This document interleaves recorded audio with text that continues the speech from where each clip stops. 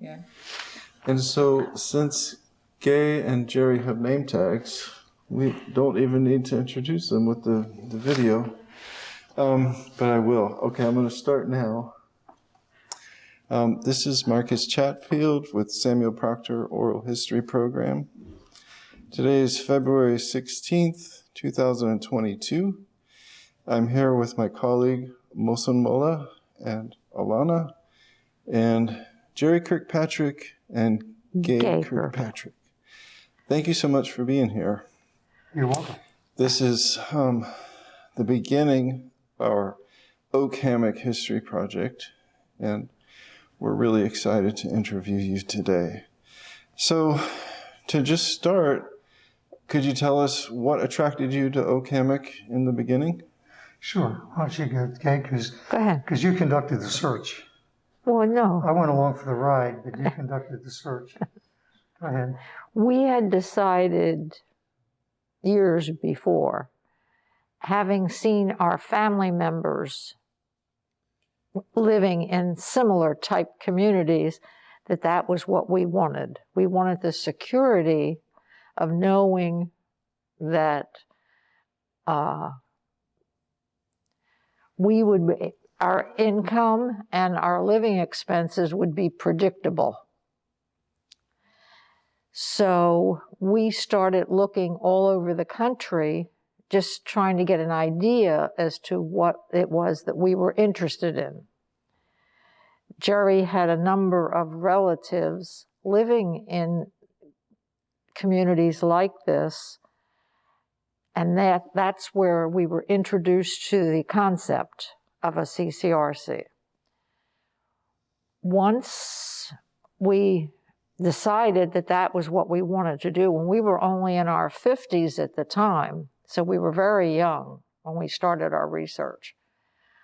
Once we decided that was what we were interested in, we traveled all over the country comparing different communities because they vary considerably.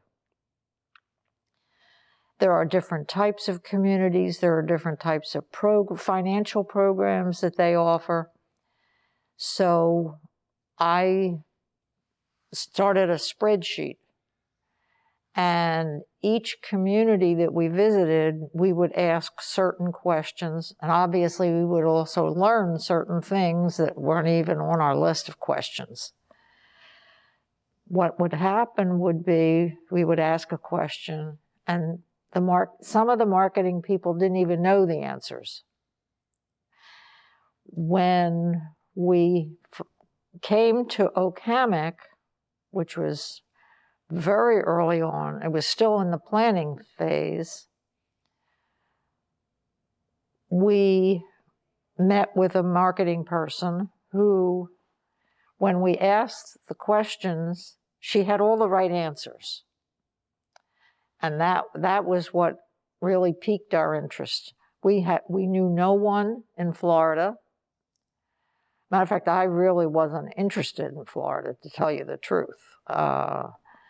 But we decided that this community was going to be high on our list because of the fact that she was able to answer the questions correctly. And when she didn't know the answer, she said she would get back to us, and she did. She would check with whomever, and she would call us back in a timely manner, and she would give us the answer. So, what kind of questions were you asking? Well, we were asking about the types of programs, and first of all, the financial arrangements. There were several things that were really important to us. At the time, we had 2 little dogs. And the very first thing was, were they pet friendly? And if the answer was no, or well, sort of, that community was off the list. I didn't even waste any any time on it. When the answer was yes, okay, that was the first question. Then there was the type of program that they offered, that it was a life care program, which some communities are fee for service, and Hammock was offering a life care program. That was very important. The other one was how close medical facilities were. And obviously, Hammock is very close to excellent medical facilities. And how much choice we had as far as the apartments and the living facilities, and what the procedure was for moving from independent living to assisted living to skilled nursing. Those were all important programs that we were interested in. We were living in the Washington, D.C. area at the time, in Northern Virginia. And as we conducted our search for a community, we did it over a period of a number of years. We were both working at the time, and we would take a few days of vacation, and we would do our research, find out what communities were in a given area, and then we would contact them and arrange to visit them. And then we would fly like out to the West Coast, for example, wherever we were looking, and try to bundle several communities and rent a car and go from place to place and stay overnight, sample the food, talk to the residents, talk to the staff, the management, the marketing people, and so on. So that's what we did. And over time, we found out that there was sort of a burgeoning, not movement as such, but there were communities that were being planned that were affiliated or associated with a college or university. And Hammock was one of them.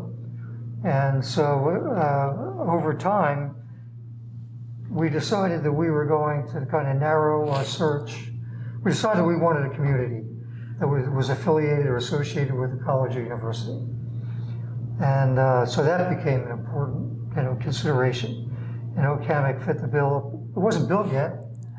They had a sales center over on 34th Street, and that's where we went. This was all still undeveloped land here, and we put our deposit down.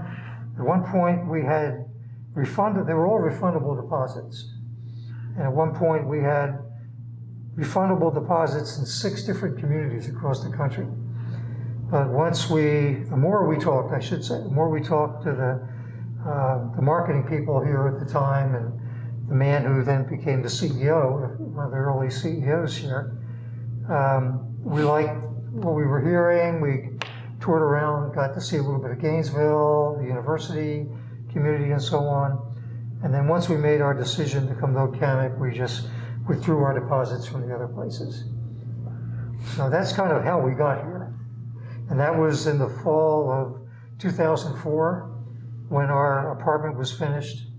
There was a big hurricane in September of 2004, so we were supposed to move in around the middle of the month, but it was delayed. We got here the last week in September, and our apartment was finally ready for us to move in on the 1st of October. So we've been here since that time in 2004.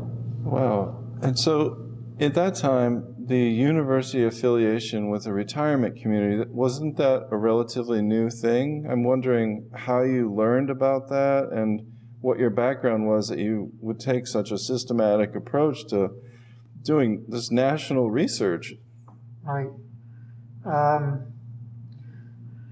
Gaye actually learned about this community on the internet because Hammock developed a website, and it actually was another couple who we started going around touring communities with, and they later actually wrote a book called Worry-Free Retirement, And they're on the waiting list to come to Hammock, by the way. They live in Gainesville now.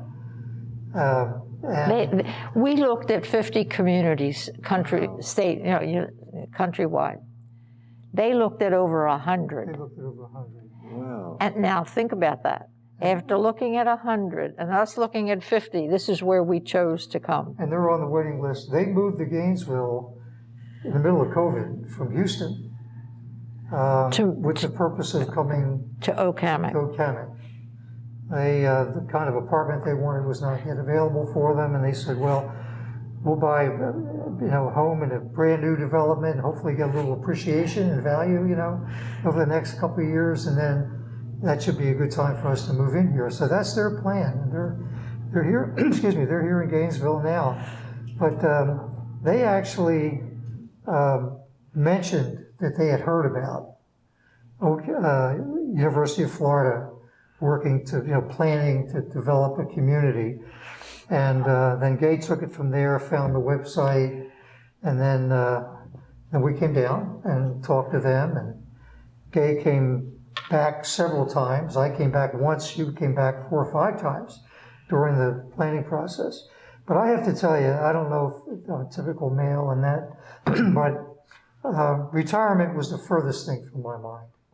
I wasn't focused on it really. I kind of came as baggage, to Oak Hammock. Really, it wasn't my thing. Now tell the whole story. Well, that's the whole story. The whole story is my husband was in the Navy. So we moved, all during his military career, we moved a lot, which meant I had to change. Every time he changed and got transferred, I had to change jobs because I worked the whole time. And the deal was I'd follow him during his military career. I got to choose where we retired. Yeah. So that was the deal. Yeah, I did have veto power, though. She gave me veto power, which I did not exercise in coming to Oak Hammock. But it wasn't my, I wasn't even focusing on retirement. But I mean, I knew at heart, I knew it was a good thing to do. Planning is always good. And she's been the planner. And so she said, this is what I want to do. And I, okay.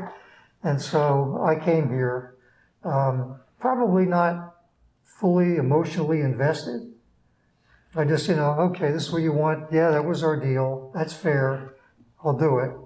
But I wasn't here very long, and I started to realize the benefits of what we had done.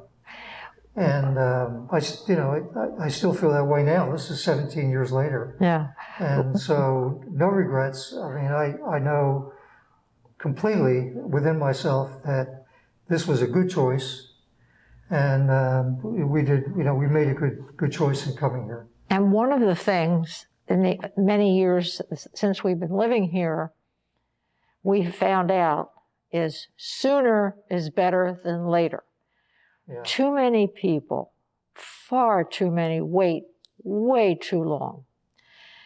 Yeah, we've been very fortunate so far. We have not had to use any of the services of the Health Pavilion, which consists of assisted living, skilled nursing, and the memory unit. We've not had to go over there. I mean, just to visit people. So we've been very fortunate in that regard, but we know that it's there for us when we need it. And that's been very, very important to us, that those facilities are there when we need it. And I don't want to, take away your thought process and all for leading, further questions and all, but one of the greatest, one of the greatest assets here at Oak Hammock, quite frankly, are the people. The people here have been great. We've made very dear friends over the years, and have gotten to know these people, and we just enjoy the community. There's a real sense of community here, and that's something that we have really, really enjoyed. But there are other aspects too, lifelong learning. I'm sure you'll hear people talk to you about that. That's very important.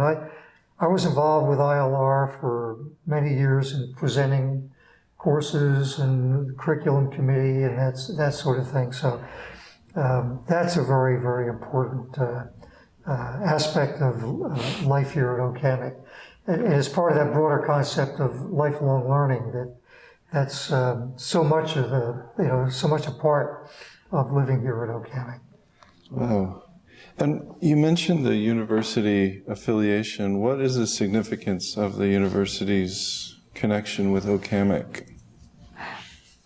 It is significant. It's interesting because as we were comparing communities, we found that a number of communities were affiliated with various universities, Pennsylvania, North Carolina, where we looked, but they were associated in name only, or they were very far away.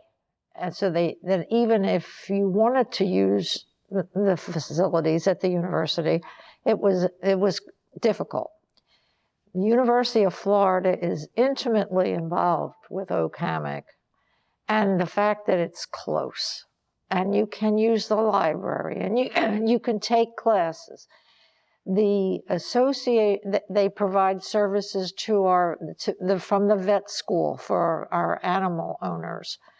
They provide the physicians. They really, the association with the university here is, from what I could see, is somewhat unique. It's much stronger relationship than most other communities. Well, it was at the time. I mean, we've been here, like I said, 17 years, but yeah. When we were looking, that was the case. We visited communities and said, oh, we're associated with this university or college and so on. I don't want to name names now because it wouldn't be fair, because I think things 20 years later, now that we're looking, could be much different than they were then. But we did visit communities that had an association, and then as we researched more and got to know more, we found out that really it was not a meaningful association at that time. This was different here. OCAMIC or the university was intimately involved with the development of OCAMIC from the very beginning. And that was unique at that time when we were looking. It may not be now, but it certainly was at that time. But we started, as I recall, when we came in here, there was something like 13 affiliation agreements at that time with different, colleges and schools at the university. The university, for example, the School of Health and Human Performance staffs our fitness center here.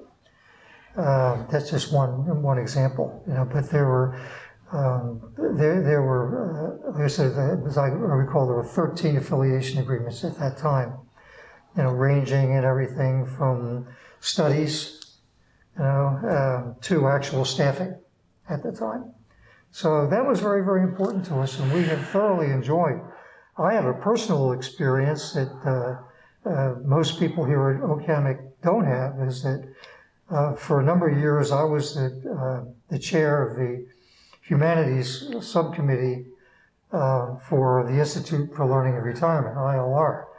And that gave me an opportunity to work with UF faculty, because I would approach them and I would say, we're interested in putting on a course on this subject. Do you have anybody in your department that, and to a person, I mean, this is just incredible. I get goosebumps even just, thinking about it. To a person, the people in these various departments over there could not have been more helpful. I mean, we got somebody who can do that, and so do you have any other ideas, and so on. And it was actually, to a person, and they didn't get paid. We didn't even have a budget to reimburse for expenses if there were any expenses that were involved. And yet so many members of the faculty in the various departments would come over here and present material to our people, and it's still going on. And to me, that's absolutely incredible. That is incredible. And did you have any background in education or anything like that before? Yes and no, but not as a full career. I taught as an adjunct at the undergraduate level and at the law school level, time to time. I taught at the Naval War College. I was the academic director of my community's school, the Naval Justice School in Newport, where we train lawyers for the Navy and Marine Corps. I directed the academic program there, just as a tour duty during my career. So I can't say I had a career as an educator, no, but I did touch upon it at various times through my career, and always had an interest. And so yeah, it was the affiliation with UF that we've enjoyed has been very, very important to me, and I think it just enhances the whole life experience here at OHOP. Yeah. And so, as founding members, what are some of the most striking changes you've seen since you moved in? The most striking changes we've seen? Yeah. It's kind of hard to say. I'd have to. I don't think there have been, great striking changes. I haven't seen anything that I would term like revolutionary. It's been more evolutionary. The community has grown in the time that we've been here. It has, first of all, when we came, there wasn't a OHOP-wide sense of community because everybody was new. And there were disparate groups that came from various places. I'll give you an example. There was the group that moved in here. I'm talking about the local people now who moved in. And most of the people were local in the beginning. Not all, certainly, but a good number were local. And I remember there were the Duck Pond people that moved in from the Duck Pond area of Gainesville. Then there were the country club. Then there was the country club people. The Gainesville Country Club has a community around it. And there was a group of people who moved in here who had been neighbors at the country club. And then there was the Hale Plantation people, a group that they had been neighbors and friends when they had homes out at Hale Plantation. And they moved in. And it was interesting, and they actually called themselves, well, we're the Duck Pond people and so on. Well, that didn't last all that long because when you share meals with people, you get to know them as people. That kind of, I won't say it broke down. I'm sure they still remain good friends and everything, but the contacts broadened.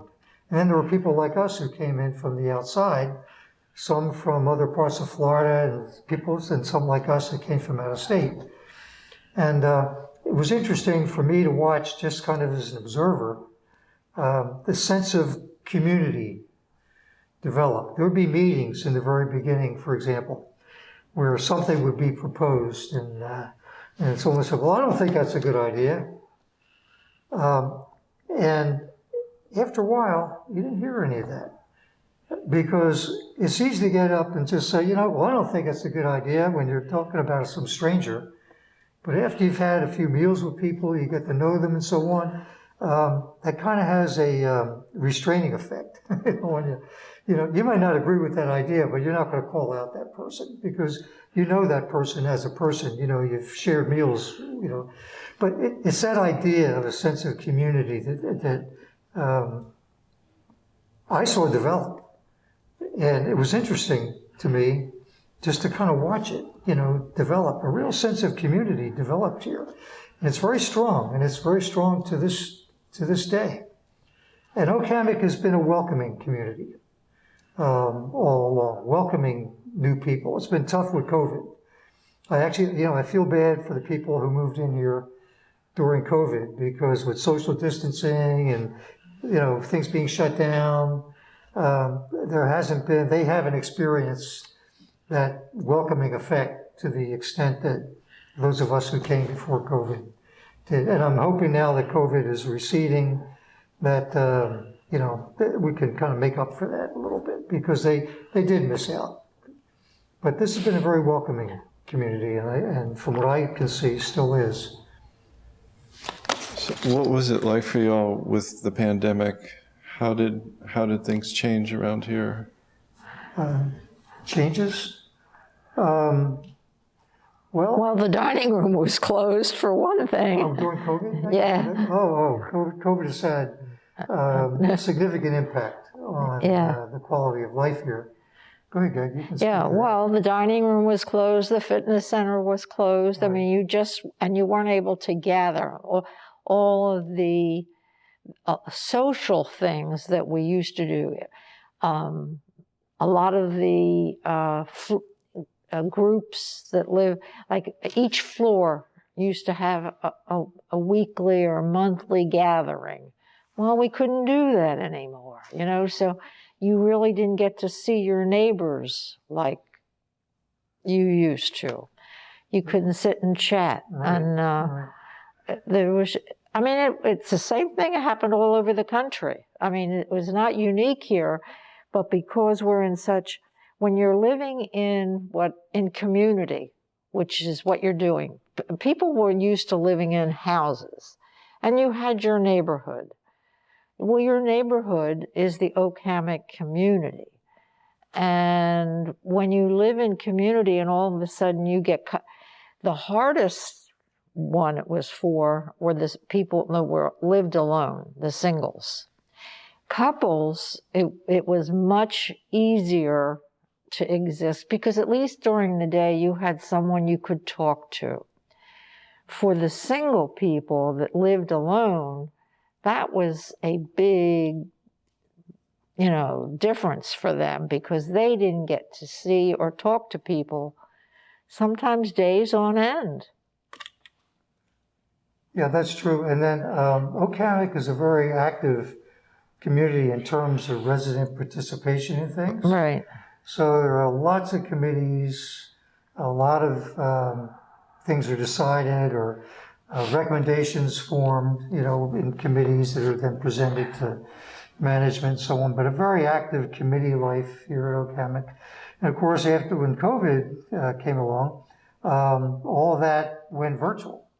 So, Zoom didn't exist in the very beginning. No, it took a month or so for people. Yeah.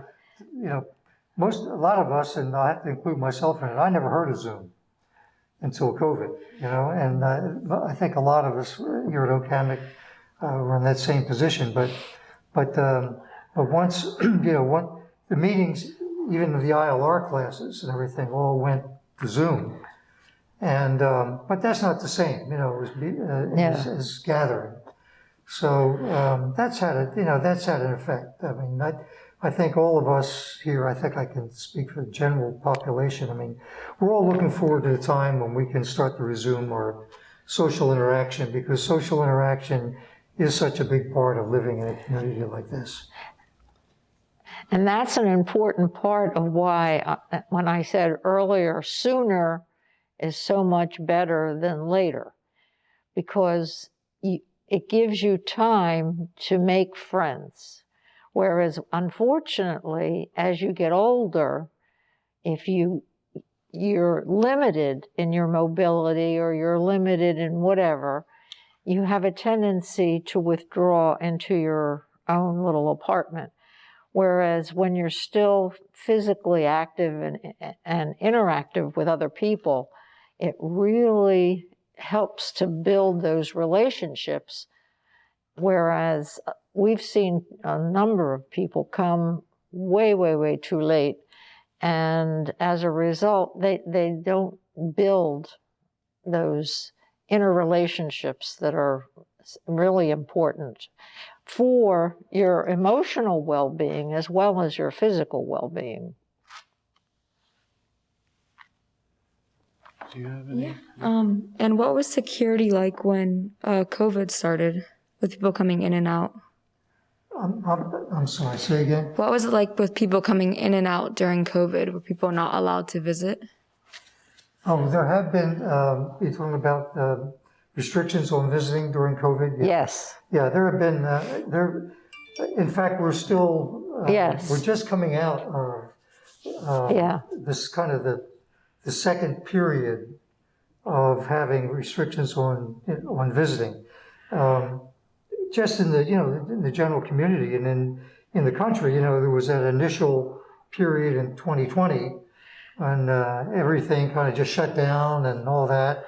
And Hammock was no exception. We shut down and turned off visiting and that sort of thing. And then over this past, the summer of 2021, everything looked great and the whole community opened back up again until Omicron came along.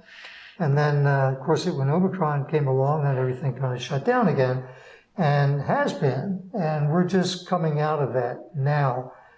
This week, for example, is the first week that visitors can now be in the common areas. During I'll say the height of the... Well, for the longest time, they couldn't come on the campus at all. Well, for a while, they couldn't come on the campus, and then they could come on, but they had to go directly to the person they were visiting. Right. To their house or their apartment, as the case might be, but they were not permitted in the common areas. And that was just actually lifted this week. So now they can be in the common areas, but they still can't be in the dining room. And because there's still social distancing in all the dining room, and the dining rooms are open on a very, restricted basis. So that'll be the last thing to go. The fitness center was shut down again.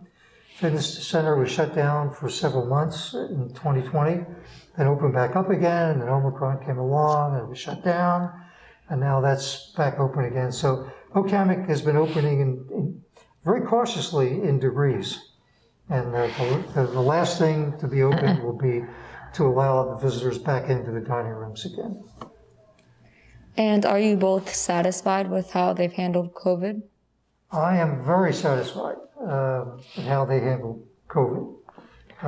There's always a balance, and I think management has done a very good job in achieving that balance. Opening when they could, and then closing when they had to, based on data. It's all been very data dependent. Watching the numbers in Alachua County, the CDC guidance, the state guidance, the industry guidance, they've been very, that has been what has guided these management decisions about opening and closing. So yes, I have no complaints at all. Do you, Gaye? I think they've done a good job. I don't think they've kind of jumped the gun and maybe opened too soon and put us back into having to deal with an increase in cases or anything. We haven't had any of that. And the residents have been good about compliance. I haven't heard any real grumbling or anything. I think everybody understands at this point. For our older population, I mean, we don't want to get COVID. Okay, we don't want to get COVID. And so I think there's a general feeling of appreciation for the way they've handled it. That's my perception. There's a respect for the COVID itself, but for each other. We have friends and they live in town and they don't want to come and bring something to us. So there's a respect in the community for us as well as would be, among us for each other. And could you both just say when and where you were born and maybe how you met? I didn't hear what she said. When and where you were born and how you both met. How we met? Yes, and when and where you were born. Oh, that's it's unusual. So, I mean, it's not. No. You're not going to get an answer that's typical, but.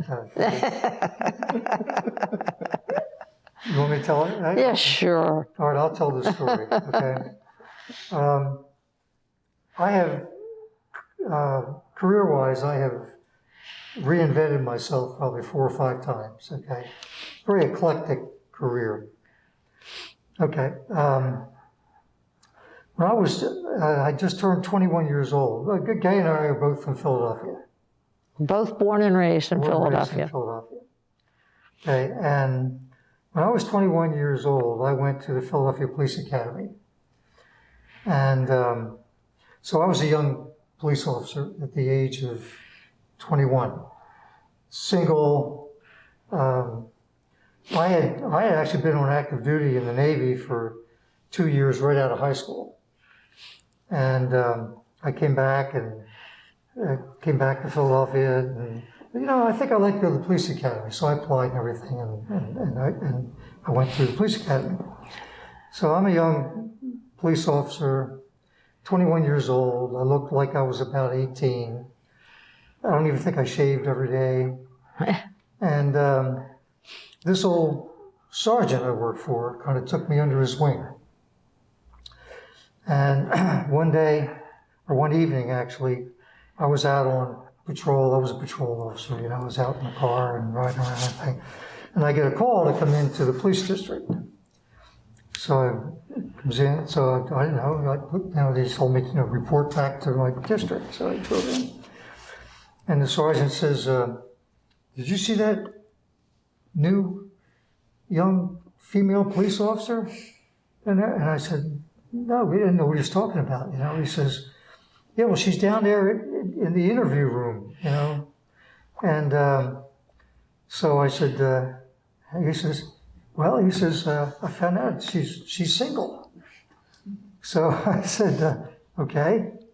And he said, get down there, talk to her, So I went in, it was this one.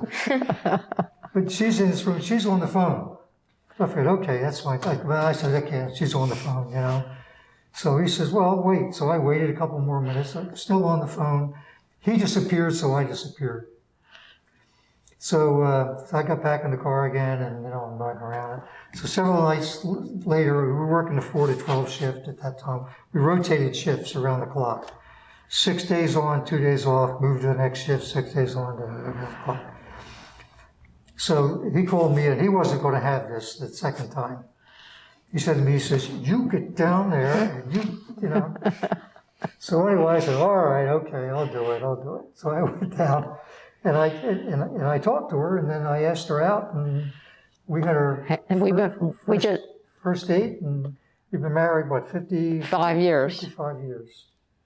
Anyway, that's how it all happened. And then we got married, and then she resigned from the police force. Gaye was married before. She had a 4-year-old son. And so we got married, we had a family, and it was just hard working that kind of shift work and everything for her. So she resigned and got a job with the federal government. And I stayed a few more years, and then I resigned, finished undergraduate, and then went to law school, and and then back in the Navy again, and had a whole career there. So that's how we met. Uh-huh. Those were all my questions to you both. Yeah, so earlier on you mentioned the Institute for Learning in Retirement. Was it an initial part of the Hammock community from inception? Okay, I didn't get all, I know about Institute for Learning and Retirement. You want to know how it all came about? Yes. Okay, sure. I'll tell you what I know, okay?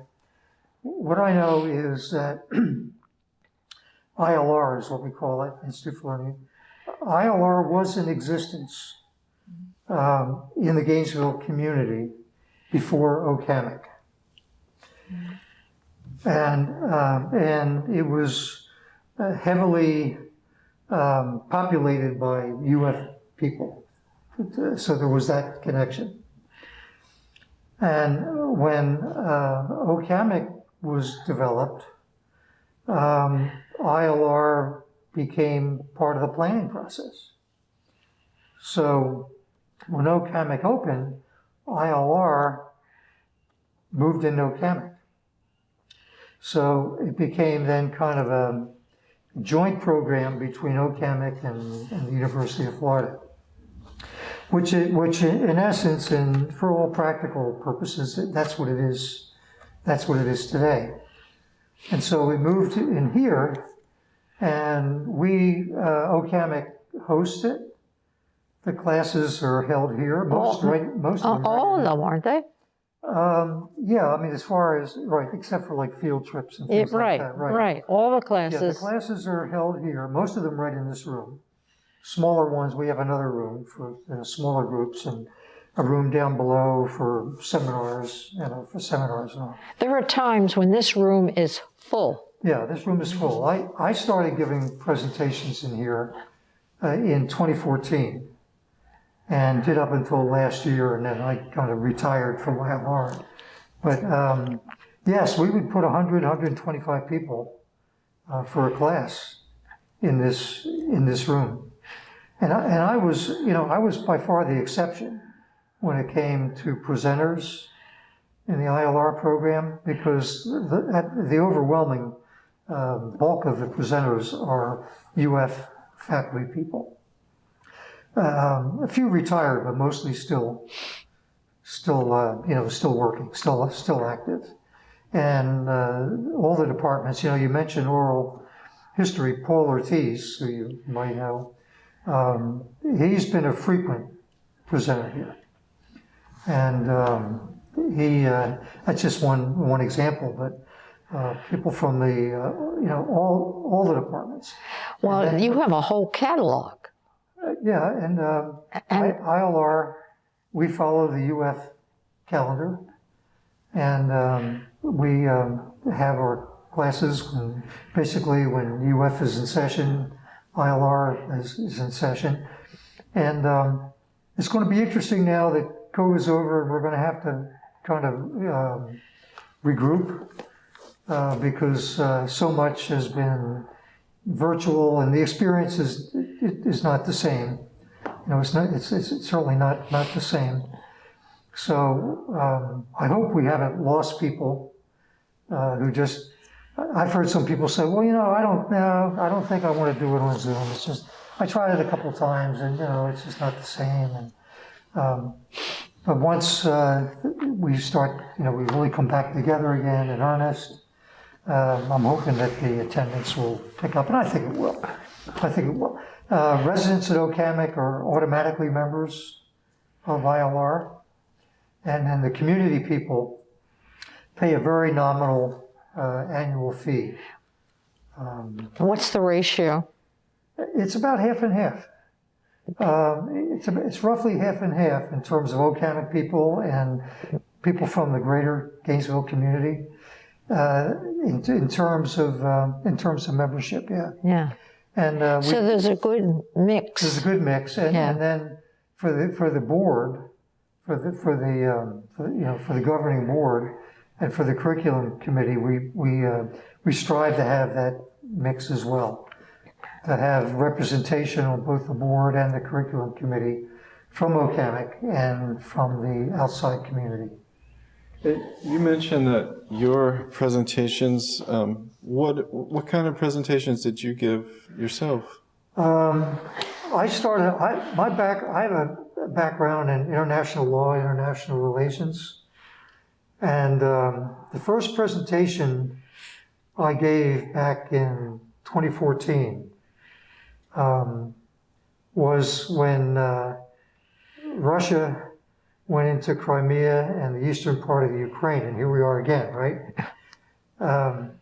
And it happened when they went into Crimea. It happened in March, and so I had been studying. I was interested, and I was reading, gathering material, and not to give a presentation, just for myself.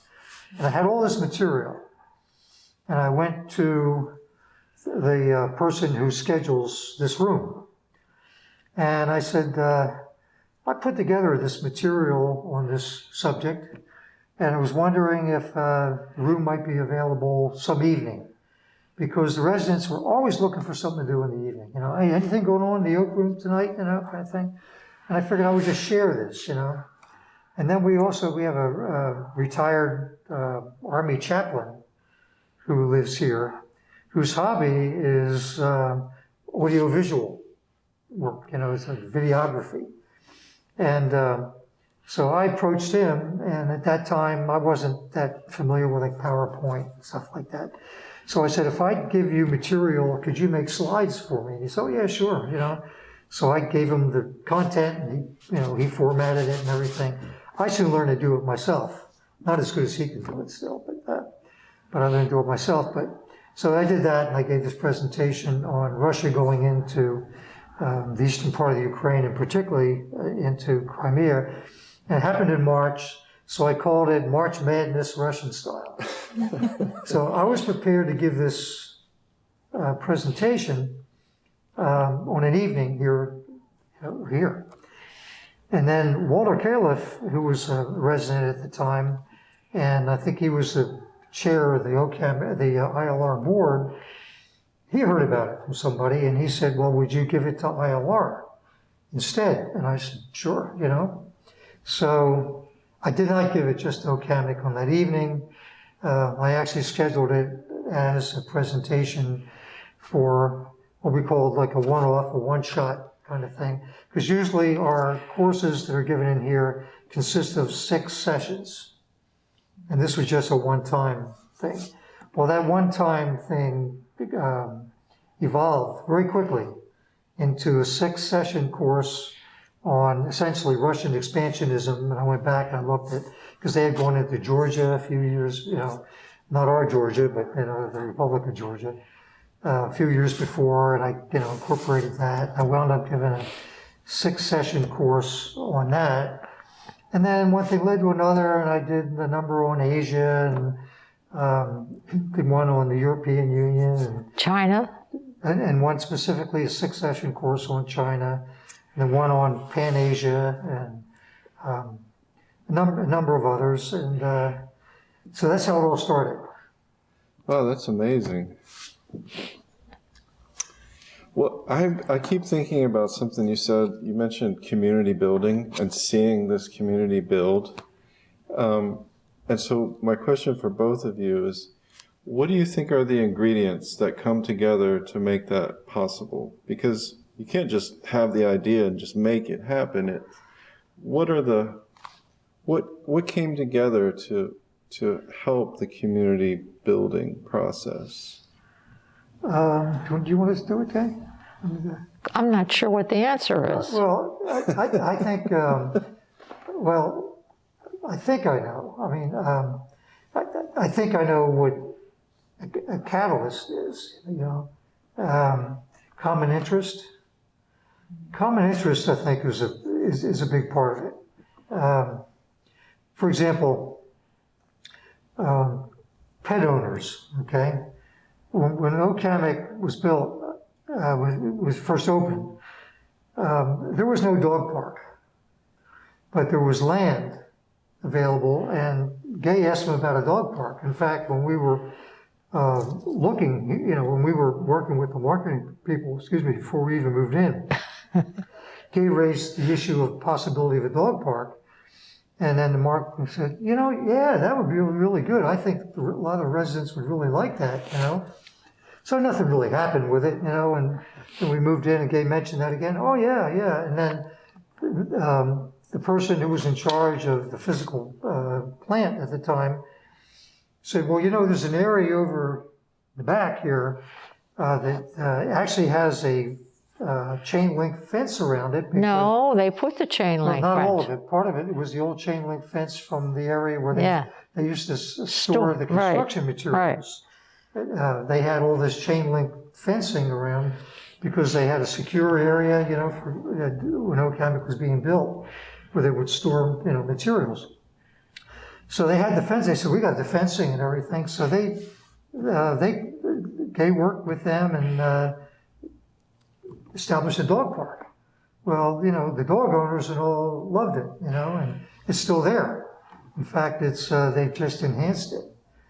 And then there was the woodworkers that worked in woodworking, and they got their own building down here. I mean, we had some serious woodworkers here, and some of them had very extensive and expensive equipment that they had, that they owned, And when they moved in here, they donated it to Hammock so that the woodworking group could use it. Then there was the gardening group, and then there was a group, The arts, the Art League, the art league. which is very, very, significant and active here at Hammock. So common interests, groups formed around these common interests, and then proximity, was the other thing. Gaye mentioned that most of the floors in the building, the people who lived on a floor, there are two apartment buildings here,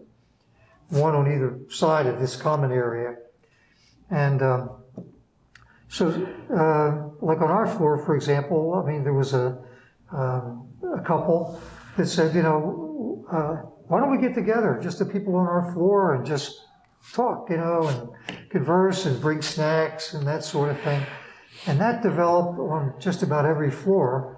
And then the people in the homes, in the houses out there, somebody got the idea of organizing A street party. periodic block parties. Block party, yeah. We call it. So it's proximity, neighbors getting together to get to know each other, and then groups forming around the interest. And then there was the residence council, and people interested in the residence council got together and formed the residence council. And the residence council formed committees, various committees, building and grounds, dining, committees around all the various functions of the community. And then so people would say, oh, I think I'd like to serve on that committee. Finance committee, to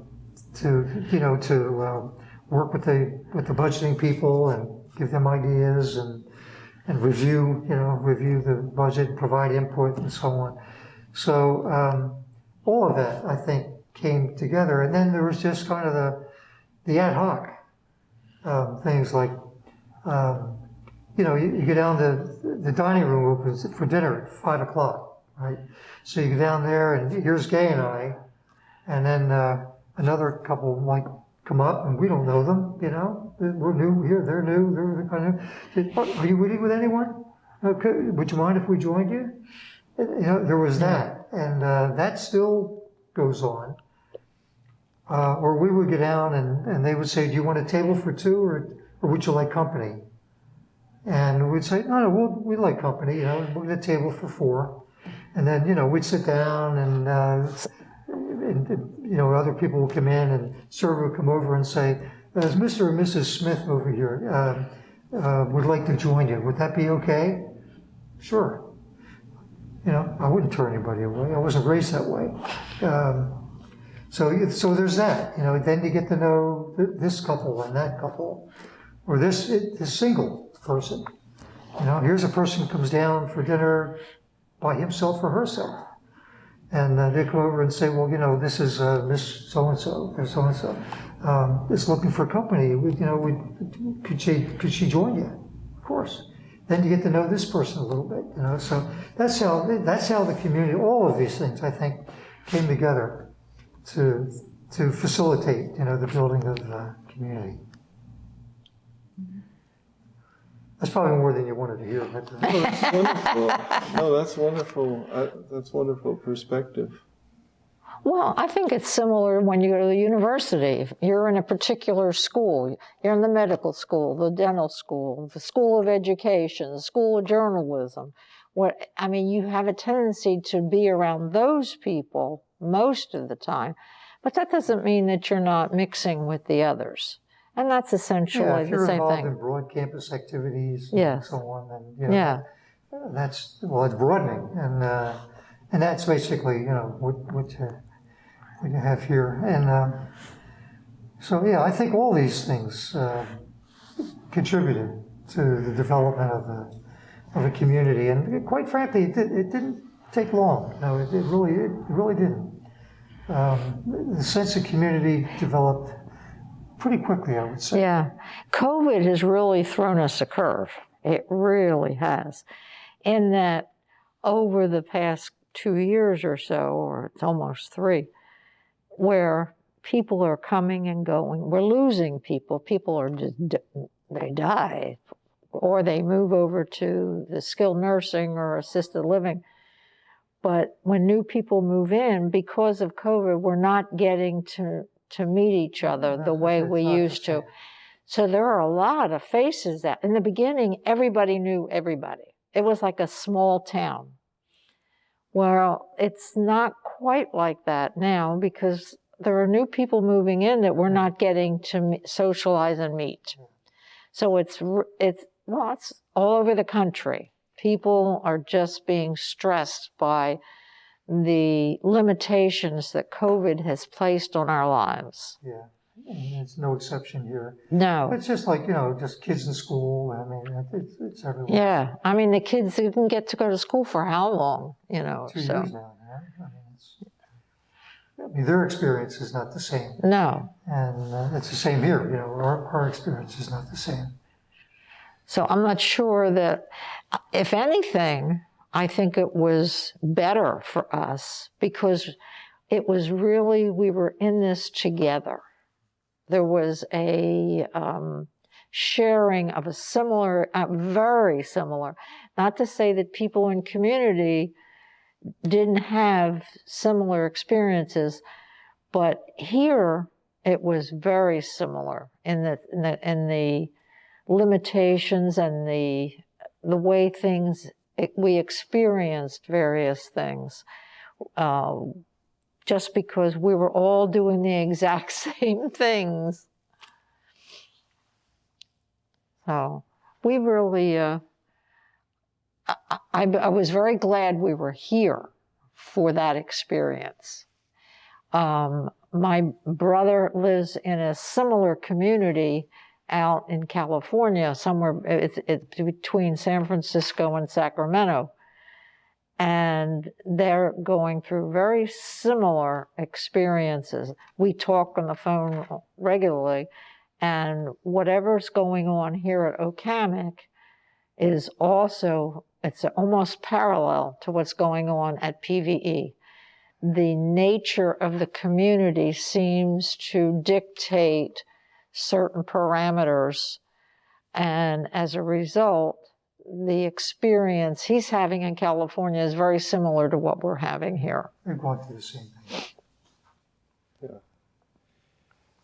And so one thing I've noticed in some of the interviews is people have talked about the high turnover rate in the CEOs. And you're talking about these really strong community groups and interest groups. And I wonder, how do you think, how does that relate to administrating a community like this when there's such a strong sense of community and so many individuals are so highly educated and professional background? Yeah. What do you think of the administrating a community like this? Oh, personally, I think it's more of a challenge for them because of what you said. This particular community and the one where my brother is in California have all highly educated people. Matter of fact, when we would go to these various little dinners, we would talk about, we'll sit and we'll meet a new couple. My jaw would drop with some of the credentials of the people. They're just absolutely amazing, amazing people who live here. Other communities are not necessarily the same. Jerry has aunts and uncles that live in other communities that are not like that. They're not associated with the university, and they draw a different type of people. I would suggest that I believe that makes managing this place a lot harder because you have intelligent, thinking people who are not afraid to voice their opinions. And they do. and they do. And there are other communities where the people are more just compliant. They kind of go along with what management is like. Well, the interests are different. Yeah. Like I said, we visited all these communities, and at one point, I did have aunts and uncles that lived in communities like this, as far as the services, independent living and skilled nursing, assisted living, and so on. But the communities had a different personality, to them, based on the people. Yeah, I would say it would take a certain type of person to be able to manage a community like this. I don't know if it would be, depends on, I think, how the person approached it. I mean, you have to approach this population differently than you would in another community, for example. We visited communities where the residents, I mean, you put them on a bus and take them to a casino. That's what they want to do. Okay. You take them to outlet stores. That's what they want to do. You put them on a bus and you take them out to Cracker Barrel or something. That's what they want to do. That's not what people here want, pretty much. I mean,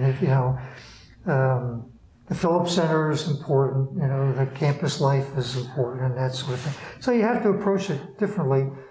The CEO, for example, who would come in here and try to relate to this population the way you would relate to the population who wants to go to the casino or to outlet stores is different. But if you've got a CEO who understands that, then I think that person can be quite successful. And so far, at least, the indication is that we're in pretty good shape currently.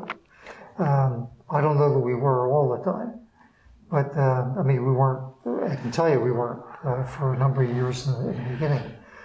But I think we are now. But yeah, it takes that approach. You need to know your constituency. Who you're dealing with, and these are people that are, like Gaye mentioned. I mean, they're highly accomplished. I mean, Yes. I can't hold a candle to them. CEOs of companies and just published authors and published, yes. I mean, incredible people. Distinguished professionals, physicians. Yes. I can't hold a candle. Well, we've got the former governor of Florida here. I wouldn't even, and senator, right? That'll tell you something. But we've had, university presidents. Yes, that's right. Retired UF presidents here. And, yes, very highly accomplished people, people who have been in charge. They have spent years being in charge. Yeah. And it's an adjustment for them as well. Yeah. I mean, I spent a lot of my years in management positions. I can understand that. You're not in charge anymore. Okay, you're not in charge. You can suggest, you can make recommendations, but you're not the decision maker anymore. So there's that adjustment that's needed on the part of many of us coming in, and an adjustment on the part of the CEO to recognize that this is where that person's coming from, and this is where I have to meet the person, and we need to kind of work things out. And I think overall it does work. I think it has worked over the years, and it does work. But yeah, we have very accomplished people here, and people who are interested. There's a level of intellectual curiosity that exists here that it's important to me. I like it. I feel that I still have it, and I think that's again. I mean, that feeds into this lifelong learning dimension of life here at OCAMIC that's so important. And there's another aspect too. A lot of people think that once you reach a certain age, you just don't care anymore. You have people here in their 90s that are sharp and interested and involved. It's not like you turn a certain age and then everything kind of just slows down or stops. These people stay involved long into their elderly years. So that's a big difference between. I mean, there are people that I'm shocked, and somebody will say, "Oh, well, that person's 94." 94. You would never believe it. That person's 94. Well, matter of fact, we have a woman that just moved off our floor, and she's what, 99? I think she was 99. I mean, just absolutely an amazing woman. And our appreciation for aging has changed over the years. And in our understanding of what's possible is also changing.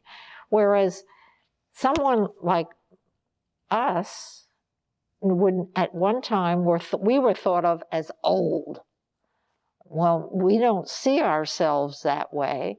And most of these people, I mean, maybe the body's not necessarily cooperating the way you would like it to, but most of them, the mind is sharp and they're young in spirit. Part of it's a gift. I mean, so people get Alzheimer's and all that. I mean, Oh, yeah. but so part of it's a gift. But the thing is, as you were talking, it made me think of it, is that we have a lot of people here who work at it. They work at it. They work at keeping their mind active. They work at keeping their body active. Right. They're down at the fitness center. Okay, they can't do much down there, right? But they're down there. They're down there. They're moving their body.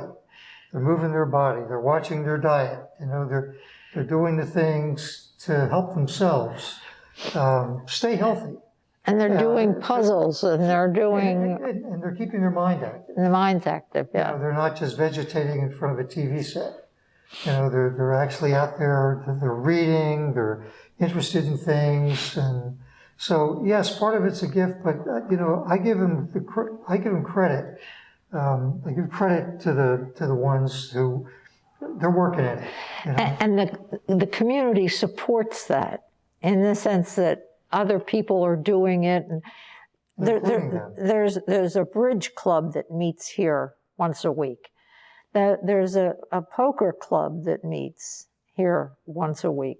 What it does is it feeds itself and nourishes itself. Yeah, and there are people that do the jigsaw puzzles. Oh, yeah. Almost every floor has a puzzle. You have a couple people that just like doing that. And whatever the interest is, it's the idea is to keep the mind active and keep the body active. And the ones who seem to be thriving at such an advanced age are the ones who work at that. Like Jerry has a pet project that he's working on. He loves model railroading. And every Christmas, he sets up a train platform down in the lobby. And it takes him a month, I would say. Good month to set it up? A week. A week? You're down there more than a week. A week. No, but okay. But what's happening is there are other residents that are volunteering. And there's an electrical engineer, there are other people, and they get involved. He decided that he wanted a skirt around the platform. The platform was raised. The woman who's going to make this skirt is in her 90s. Now that tells you something about involvement in the community and a project that she is still able to do and wants to do. Yeah, that's an example.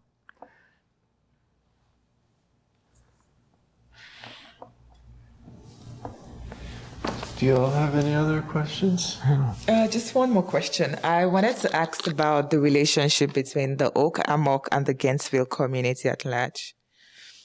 I didn't hear what you said. Yeah, Hammock and the Gainesville community at large. Oh, okay. It's a good relationship. We have and it's symbiotic, I guess I'll use the word, okay? because there are people from the outside community who come in here. You mentioned like the holiday time, right?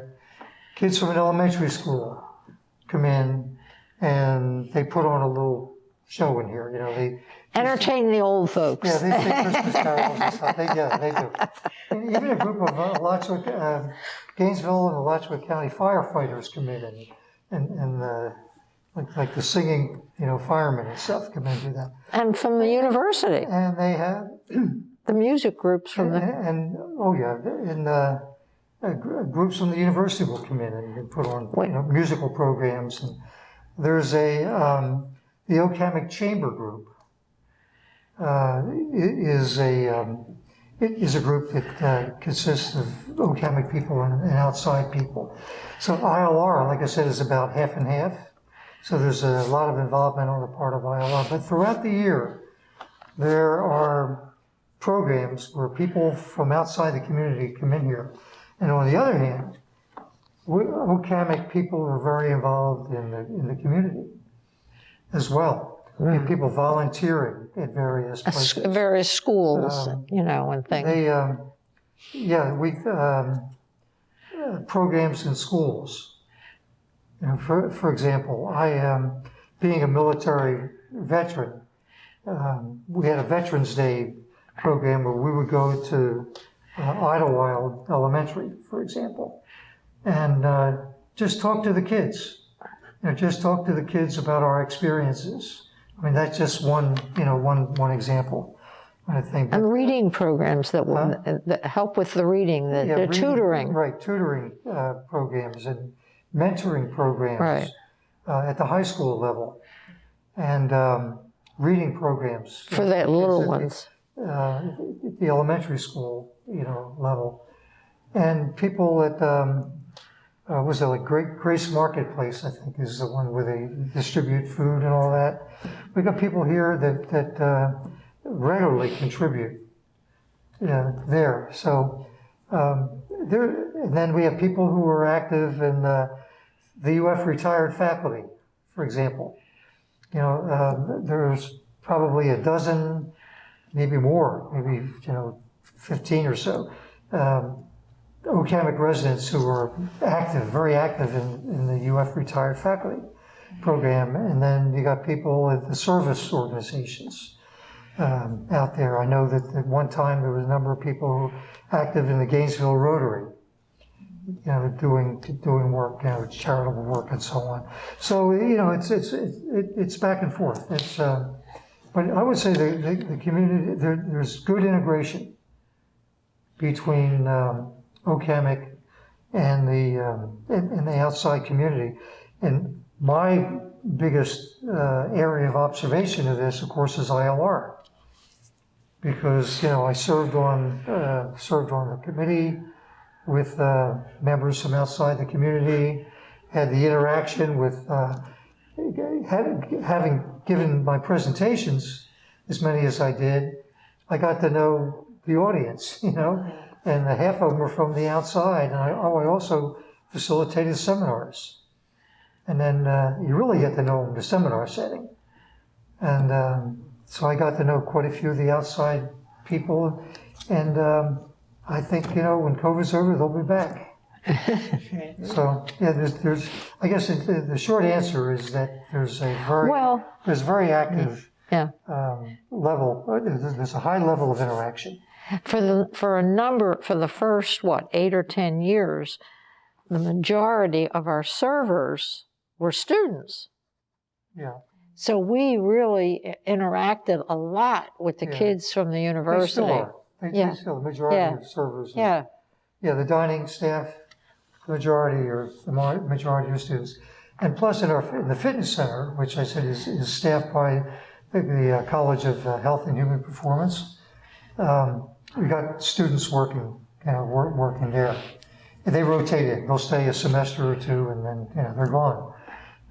They graduate, but there's another opportunity to get to know them, and we try to make it a point to get to know the young people who are serving the dining room and the ones working in the fitness center. You know, I do, and I think most residents do. Most residents do. We have a few curmudgeons. We have a, Every community has a curmudgeon or two, but we're very fortunate. yeah, Very, but very fortunate. We have a scholarship program here yes, for employees, including the part-time kids, and so through our scholarship program, which is funded by donations from residents, we've had people progress. Like, for example, working over in the health pavilion, we've had people progress from CNA to LPN to RN, and I mean that's just one example, and so that's a very active program and a very much appreciated program on the part of the people who work here, to be able to, and they don't have to study in a field that would lead to employment here at OCAMIC. I mean, any meaningful course that they want to study, we want to support that.